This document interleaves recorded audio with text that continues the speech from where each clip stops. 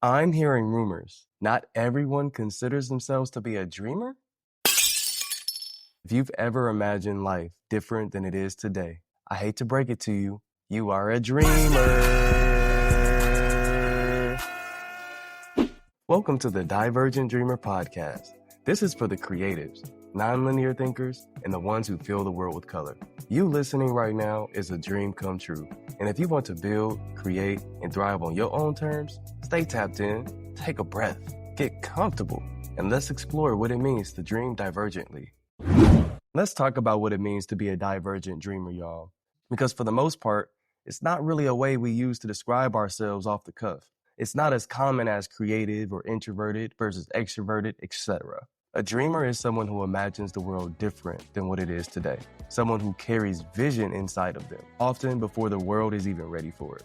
And when this is the case, it feels like you and what you produce is often misunderstood, at least at first. A dreamer sees beyond the limits of life, of their surroundings, upbringing, even the 9 to 5.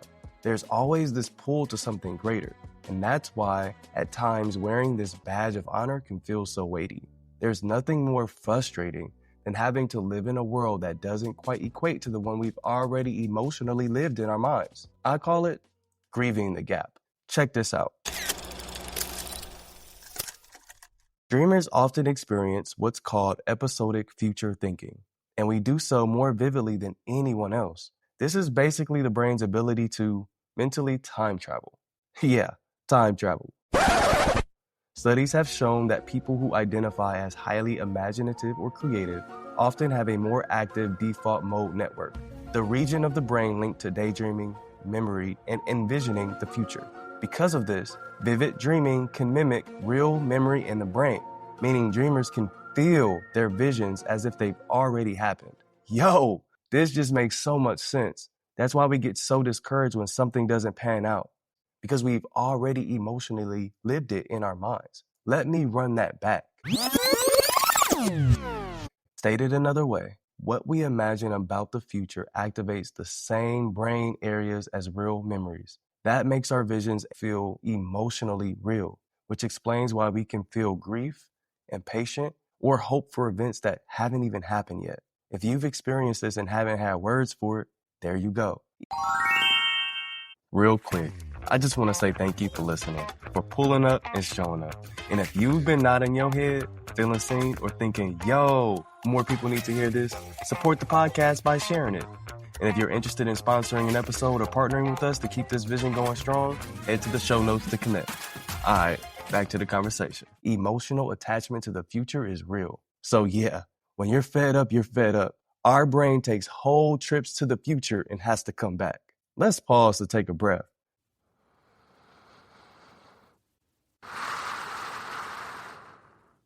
Because this is tension, this is grief that can be stored in the body. That tightness in our shoulders, our chest, gut issues, or fluctuating mood, yeah.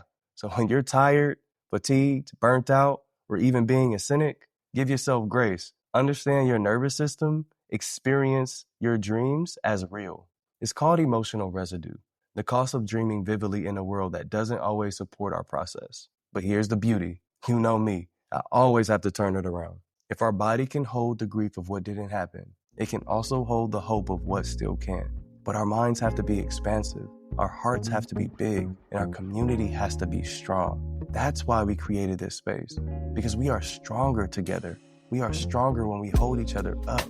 It's hard to build what's invisible around people who will never be able to see what's in our head until it's in their hands. I actually did not expect this episode to carry so much weight. So when I say dreamer, it's us who feel deeply, whose imagination runs wild and builds worlds in our mind that doesn't exist yet, while carrying the tension of those gaps. Dreaming is where we reclaim the right to live in alignment with what we feel, but it can't stop there. It takes so much strength to hold on to hope in this world. So this space is for dreamers, the creatives, the sensitive minds who are tired of watering themselves down, who can't stop thinking, creating, or imagining. This is for the ones who are trying to start again, even if they failed before. You're not alone here.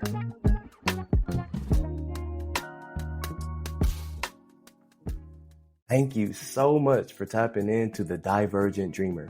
You listening is a dream come true. If this episode resonated with you, do me a favor.